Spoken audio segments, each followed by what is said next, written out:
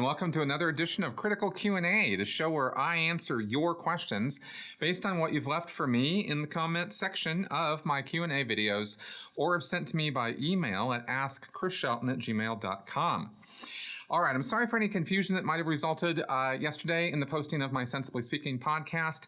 I actually wholly reshot it and reposted it because I had a fairly significant pronunciation error that a couple of people pointed out.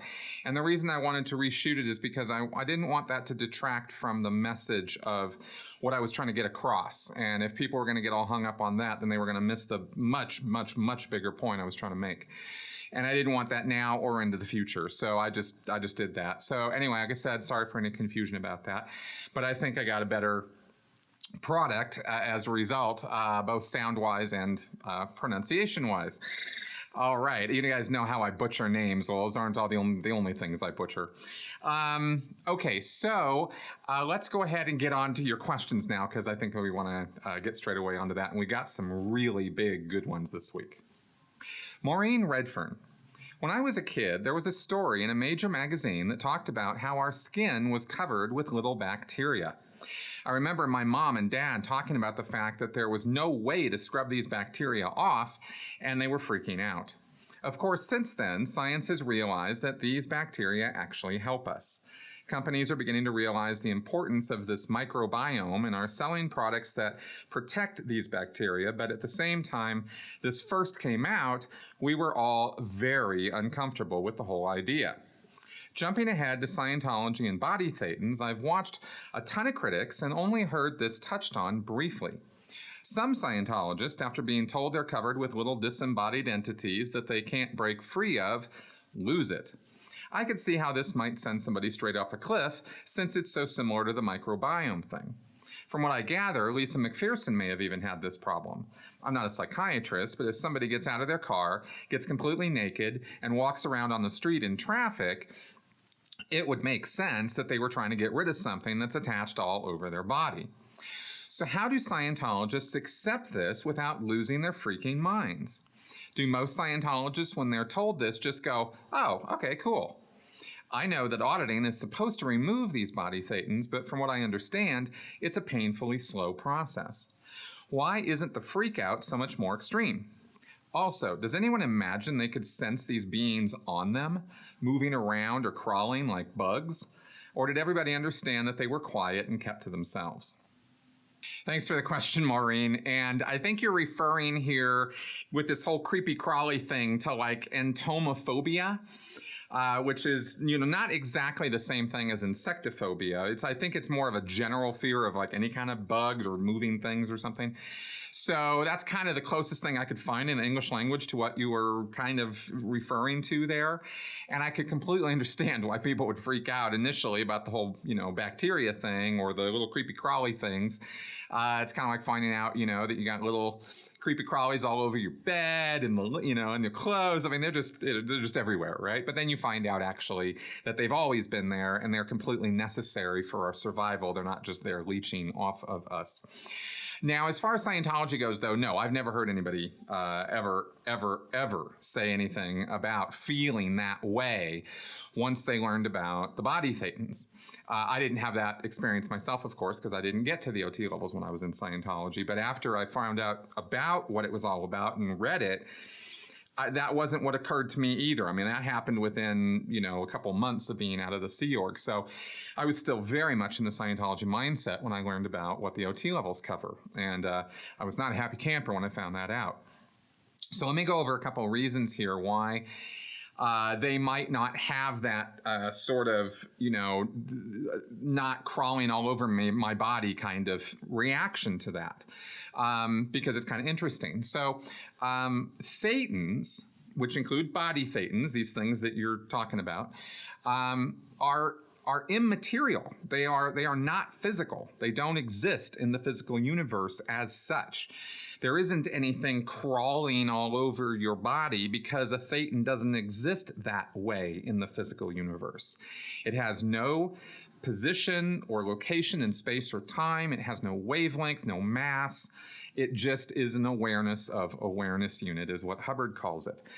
And if you're immediately thinking, well, then how does it compose your body? Well, you've asked the exact contradiction. You've hit on the exact contradiction that I make a point about all the time with this, is how do you have a spiritual entity that has no tangible form or location even? You can't even go, there he is, or there he is, because that's not how it works, right? They're everywhere and nowhere at the same time, kind of familiar, right?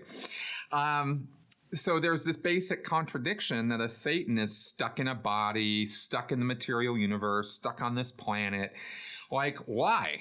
You know, I understand one way of explaining it actually in Scientology terms, which I won't go into here a whole lot other than to say that there's probably some kind of understanding that the thetan is located where he's aware of being located, and so that's his location. But okay, fine, but how do you have mass, and why are you affected by? I mean, there's all kinds of other questions that come out from this.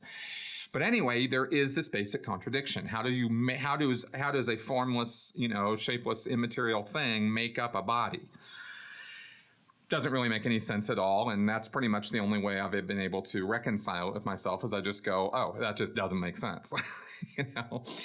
And no one, you know, every time I've brought up this whole thing about the contradiction, no Scientologist or even independent Scientologist has ever bothered to take this on or address my point here. I think it's because they don't get it either. You know, it's just sort of this thing that you sort of just kind of take on faith. There's another reason I was thinking also that Scientologists might not be so freaked out about it. And I thought you might find this interesting, because this comes out of some of the more recent stuff I've been studying. You know, there's a kinship in evolutionary biology, in biology in general, right? Different species don't relate to each other the same way that they relate in species, right? And there is this kinship that exists.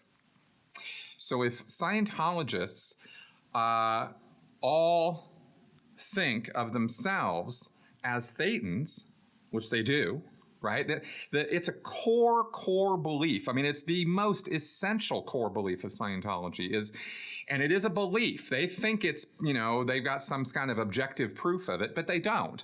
They're just misinterpreting the indications and physical things that happen to them and their subjective experiences as tangible, actual proof. None of that stuff is any proof of anything.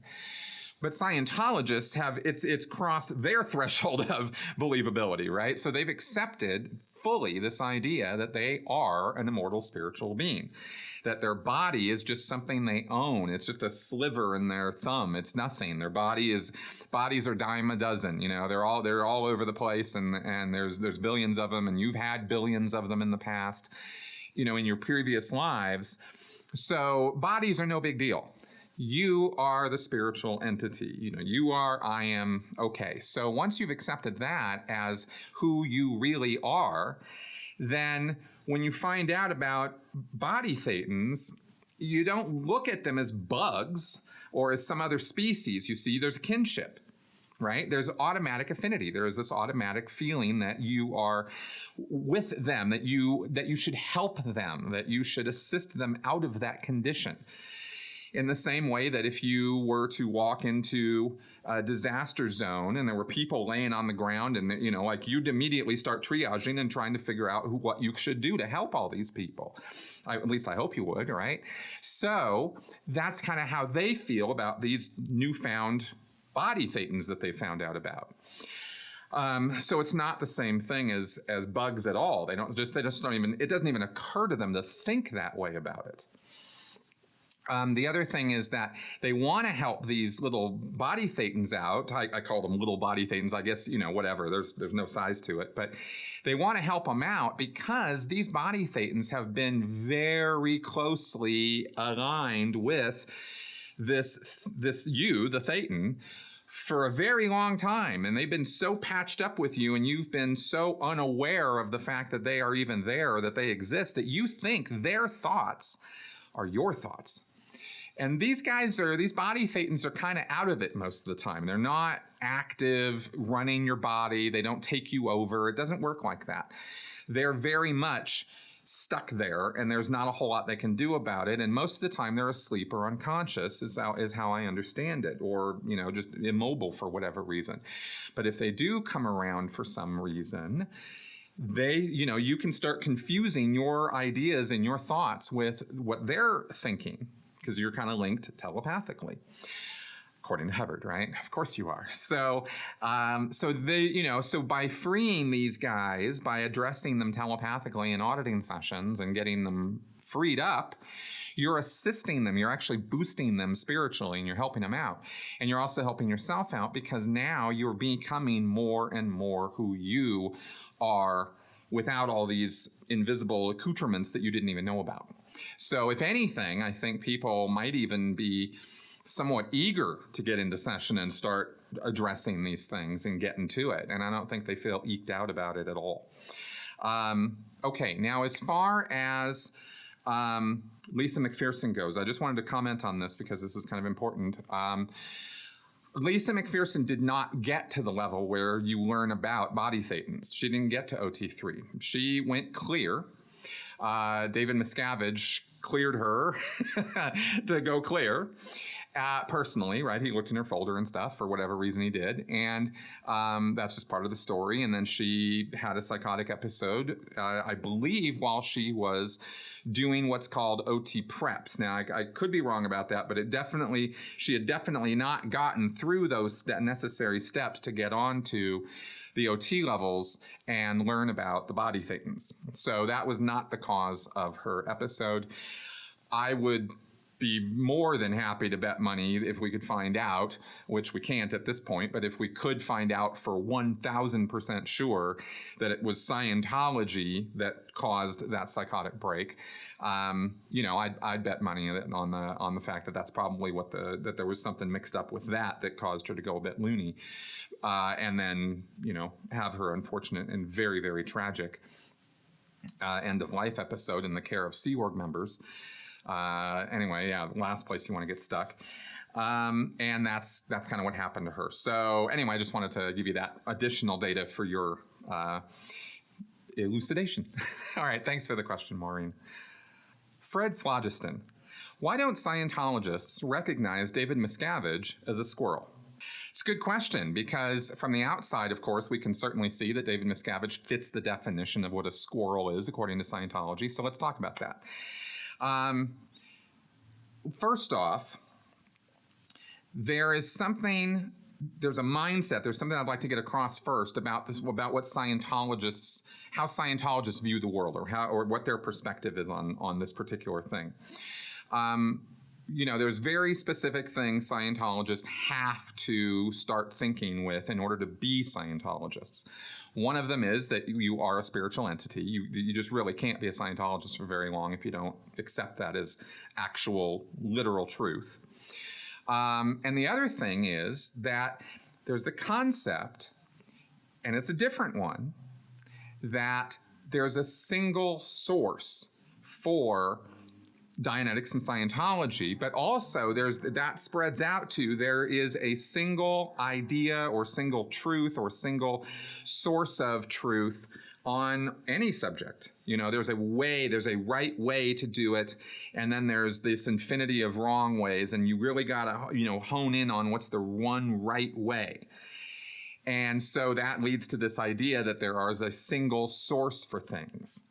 It's kind of an interesting idea, right? I mean, you kind of think about that for a second and go, because I think in the real world, we're pretty tuned to the fact that, yeah, sure, there might be an inventor or somebody who discovers something, but a whole bunch of people then get to work on it and expand it and advance it and come up with new revisions and new ideas from that, so it's not really a single source for physics or algebra or even calculus at this point, right? I mean, Newton might have invented it one summer, but, people have added to it since then, right? So that's, now again, I'm not a calculus expert, but I'm just kind of throwing that out there. So anyway, that idea it's not really the same thing. In Scientology, it's a very focused idea. So in Scientology, you have this idea of source, and with a capital S, that is one of the titles L. Ron Hubbard gave himself. He said, I am source. Not he said, I'm the source of Dianetics and Scientology. I'm the single source of it, according to Keeping Scientology Working. But he then said, I am source. Okay, that was a title that he had. And that lasted until he died. And then David Miscavige took over. And to the mind of Scientologists, David Miscavige is now source. Now let me explain this, because people might go, well, they still revere Hubbard. Yes, they do. But, right, there has to be this, he's the living, David Miscavige is now the living representation of source, you see. Let me tell you a little bit about what goes on internally in Scientology you might not have heard about. I don't want to get into a big, long explanation of this whole organizing board and stuff, but there's a 7-division organizing board in every Scientology organization. That's how it's structured. And Division 7 is the executive division. It consists of 3 departments. One of those departments is the Department of L. Ron Hubbard, or the Office of L. Ron Hubbard. It's headed up by a person called the L. Ron Hubbard, or LRH communicator. So there's another title to that department. I don't want to get into what it's technically called. It's going to get a little confusing, but let me just say that every one of these departments not only has a name, but it has this additional thing, this additional name that's added to it that's called an awareness characteristic. And it sort of Hubbard's idea of melding the Bridge to Total Freedom with the organizing board, and he did it with these awareness characteristics. So the reason that what I'm trying to get to here is that Department 21, the Office of L. Ron Hubbard, has the awareness characteristic of source. Okay, that's what it's called. David Miscavige, internally within the C organization, is one of his titles is Department 21. That's what people call him when they're referring to him. They never call it to him to his face, but when they're talking about something coming from Department 21, there's only one guy that's referring to. That's referring to David Miscavige. And that was used many, many, many, many times during my Scientology Sea Org career, not just a couple times. It was ubiquitous. We heard it all the time. So that's David Miscavige's identity in the Sea Org. He's source, man. So that is something that Scientologists think of when they think of David Miscavige. They think about him that way. So it would be inconceivable to think of him as a squirrel any more than it would be inconceivable to think of L. Ron Hubbard as a squirrel, because they're source. Now, to drive this home even further, right, because a squirrel in Scientology, sorry, I never did get around to defining that. A squirrel in Scientology is somebody who alters or changes Scientology techniques and procedures in a destructive way. And they get kicked out of the church, or they leave the church and they take the technology and they use it, but they twist it and alter it and mess it up. And so they're called squirrels. Hubbard was death on these guys. He was just not down with them at all. That's why he called them squirrels. He said they're a little nutty. And just did everything he could to denigrate anybody taking his techniques or ideas and running with it and going off and doing something that he wasn't getting paid for. That's what it came down to, is the Benjamins. So that was why Hubbard labeled these people that way. And that's why, again, it would be inconceivable that Hubbard or Miscavige would ever be thought of as a squirrel. Let me tell you about one other thing here as to how this propaganda campaign is engaged and reinforced within the world of Scientology. One, if you go to the David Miscavige website or the RTC website, you start looking at how they talk about David Miscavige for the last many years. It has been that he is the successor of L. Ron Hubbard, handpicked by L. Ron Hubbard, I believe they say. He was the successor, right? So he's the guy who's carrying on the tradition of Scientology. He is the spiritual leader of Scientology, or the Scientology movement. That's how they couch this stuff, right? Those are the words that they use now to describe David Miscavige. So this absolutely is reinforcing this mindset, you see. And one last thing you might not know about is sometimes when you see Miscavige in a full dress uniform, he's only got one little award wearing here. It's a little red one with a little star. That award is something only he and I think Norman Starkey have. And I don't know that Norman Starkey even, is given the power to use it anymore. But this is what I was told when I was in. I read about this award, though. It is in writing. It wasn't just some verbal rumor line.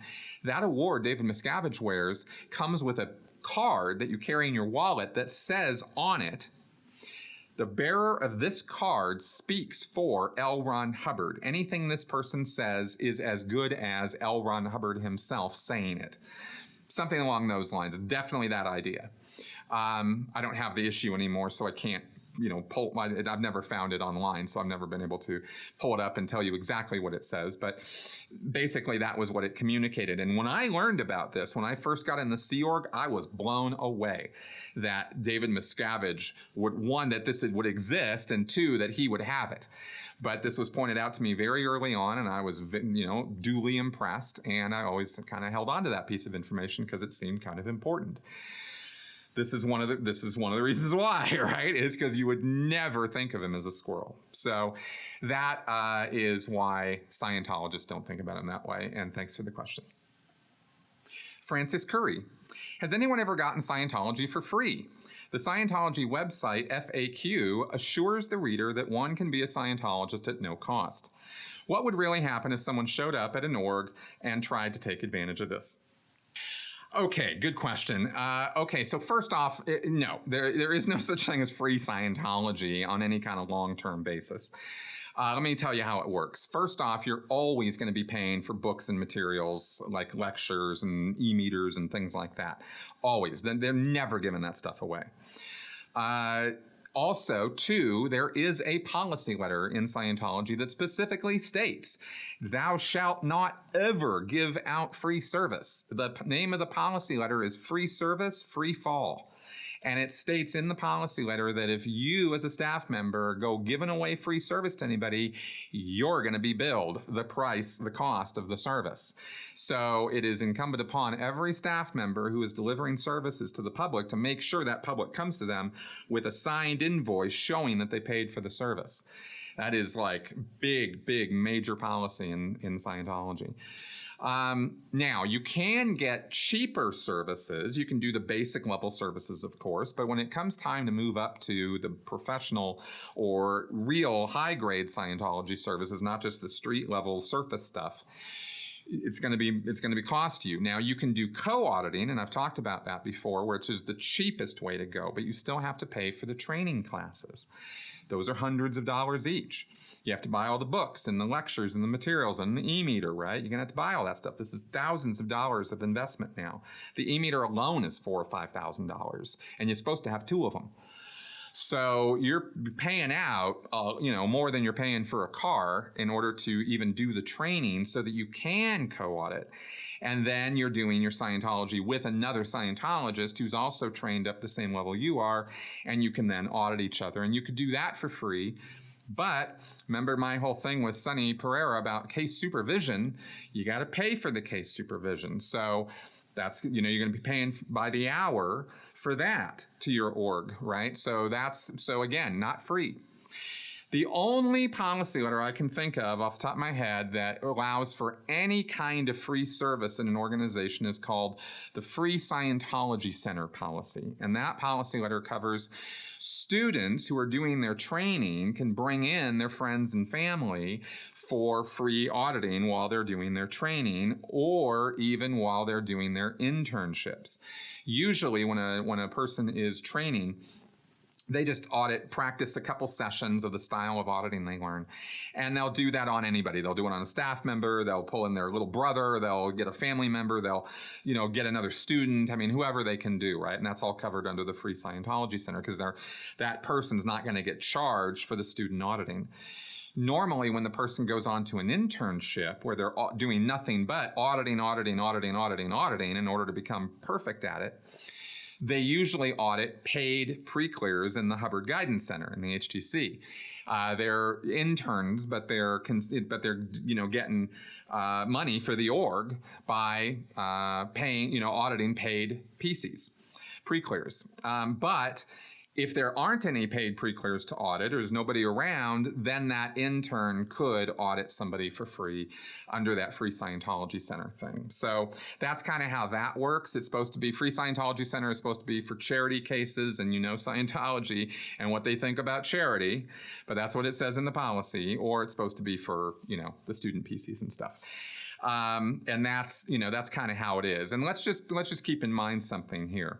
The only reason Scientology organizations exist is to sell and deliver service materials and service to the public and get in public to sell and deliver to. And that is a pretty good paraphrase of an exact line of a policy letter called Reason for Orgs. So those orgs only exist to make money, right out of L. Ron Hubbard's policies. So the idea that they're going to be giving away any free services is just completely opposite to their entire purpose. J. Cliff, 85.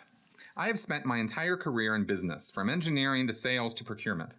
I know how difficult it is to specify and purchase material to keep a business running, from buying paper to specifying computer systems and buying or leasing automobiles.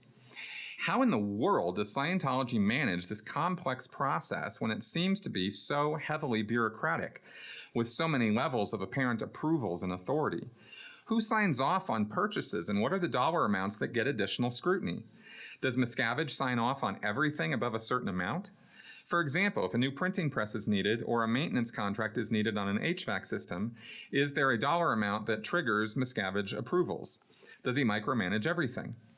Additionally, doesn't the constant threat of knowledge reports written up on each other stifle the Sea Org buyers' creativity and ability to develop new, but perhaps more cost-competitive but unproven vendors?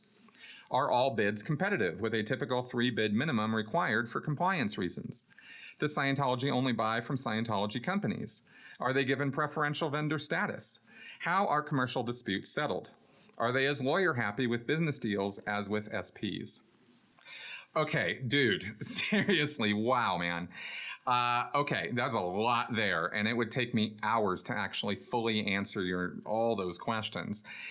And it's kind of funny because I'm going to give you a good answer for this. Okay, we're definitely going to go over some stuff, but I just realized when you were asking all this stuff that I was like, man, we critics really do a lot to simplify a very complicated picture. There's a lot going on in Scientology at all the different levels, and we really try to just hone in on the important stuff that we want you guys to know about, that is really the important stuff, you know, not the minutia. I get into all kinds of minutia in answering these questions because it's kind of fun, but in the general course of talking to you guys about this, or Leah's show, or Going Clear documentary, I mean, they are just, you know, they're just giving you a very simplified version of very complex events.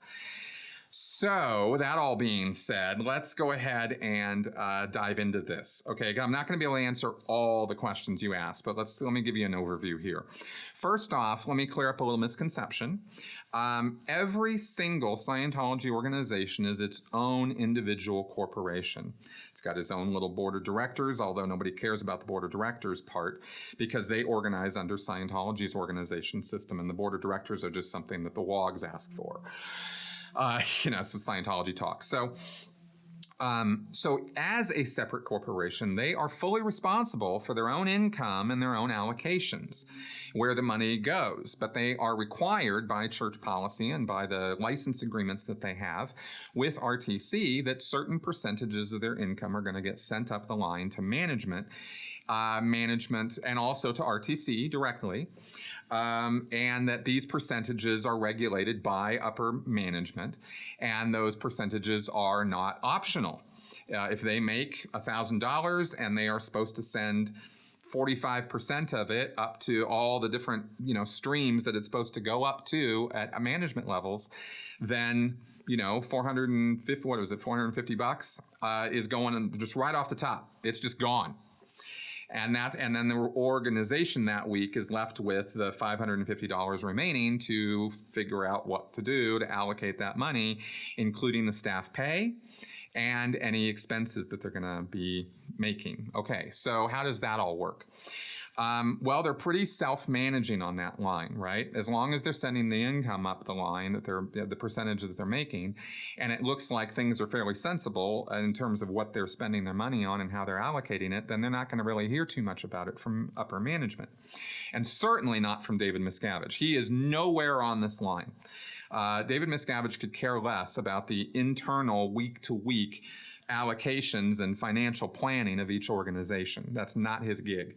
There's over 100 of these organizations, and every single week they do a new financial planning. So it would be completely untenable for any single person to try to be the approval point for all these organizations. Instead, it's all done internally, except in certain cases, which I'll get to in a bit. The way the financial planning works is this. On Thursday night, Thursday at 2 o'clock, the week officially ends. That afternoon, the staff members are collecting up their weekly statistics. They have a staff meeting.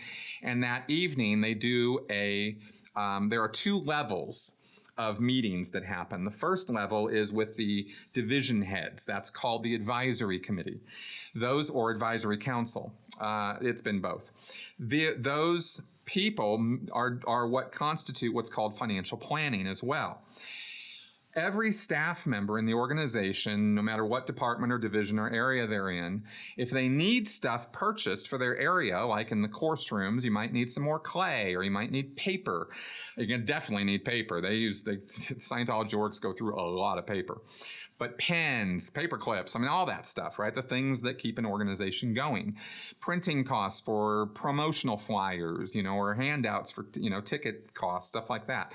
All of that stuff has to be allocated to. And the way that they know to allocate the money to those different things is the staff members over those different areas will submit purchase orders. The purchase order has attached to it a completed staff work, a piece of paper that explains what the situation is that they need this purchased, what the data is, including 3 quotes. Like you said, they do have to get 3 quotes for anything that they are trying to purchase, and why it is that purchasing this item or items would be the solution to the problem that they're trying to solve. That's what gets attached to the purchase order. They collect up maybe 20 of these things from all over the organization every week. So on Thursday night, when they do their financial planning, they look at how much they have to spend, right? Because now they've taken the percentages off that go up to management. They've taken off the staff pay, maybe. They've got their money here, right? And whatever they've got left over, and if they don't have anything left over and they need to purchase some stuff, then the staff pay is going to get cut into. That's how that works, right? This is why staff don't get paid that much. It's because the staff pay becomes part of the rest of the allocation to purchase paper, toilet paper, stuff like that. So all those purchases get looked over, and the financial planning committee decides as a body which of those are going to get approved or disapproved, right? They put it all together in a package, and they attach a cover sheet. It all gets put into a folder, and it goes up to the next level, the executive committee. This is the senior 3-4 executives of the organization, and they are the final approval point for where their money is going to be going. That's how that works, okay? The executive council is the final arbiter on that stuff. And if if they can kick it back and forth and do all the bureaucratic stuff, but that's basically how the lines operate there, okay? Okay, let's see here. Now, when does upper management have to approve stuff? Okay, well, if you're going to buy a new building, they're definitely going to be all over that approval process, and that is not just something that gets taken up at the weekly financial planning with some great big $10 million purchase order, right? It doesn't work like that. That's a whole binder of a completed staff work, and that gets sent all the way up eventually to Miscavige. Absolutely no question about it. He is the final approval point on any building purchases. Also, major purchases would need or would sometimes require management approval. Like if the org was going to buy a new vehicle, I mean, it's not like they buy cars for the staff, right? That doesn't really happen very often. But they have those yellow vans, those volunteer minister vans that they drive around in. Those had to be purchased, right? I think management actually purchased it, and then they got a pretty good fleet deal at the continental level, and then they charged each of the orgs for the cost that they had gotten the reduced rate on. So sometimes that kind of thing will happen when it's major capital purchases type of thing. Let's see. And yeah, I mean, okay. And then you asked about knowledge reports. Do knowledge reports get in the way of impeding the creativity of these guys in finding things and stuff? Well, it can. It can be dangerous to be on the finance lines of Scientology. I was on the RPF with a whole lot of people who were there because of financial crimes, quote unquote, or what they call financial irregularities or financial waste, right? That's a big thing. And they really mind the P's and Q's and, dot the I's and cross the T's when it comes to their accounting processes and where the money is being allocated to. It's very, very well accounted for at the lower levels. Not that you can see anything going on at the upper levels when you're at the lower levels, but I'm just saying each organization is required to really keep its administration straight on this stuff, especially since, they got the tax exemption because they can be open to audit at any point.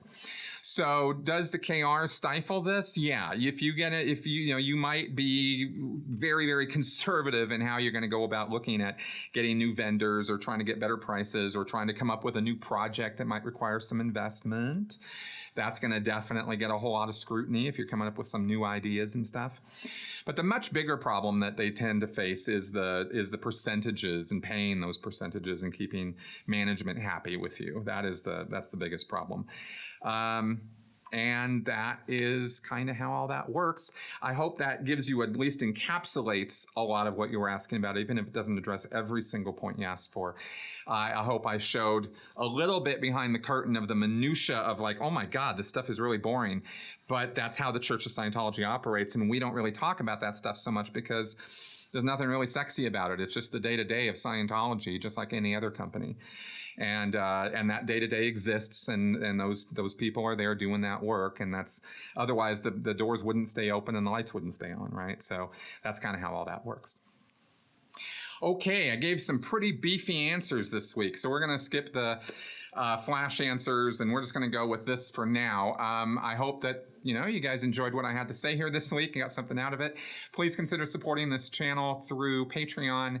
That is how I keep the lights on and everything going here, and it is very, very appreciated from you guys. Thanks a lot for coming around. Please leave any more questions, comments, or feedback in the comment section on this video here on YouTube or at my mncriticalthinking.com website. Talk to you guys next week. Bye-bye.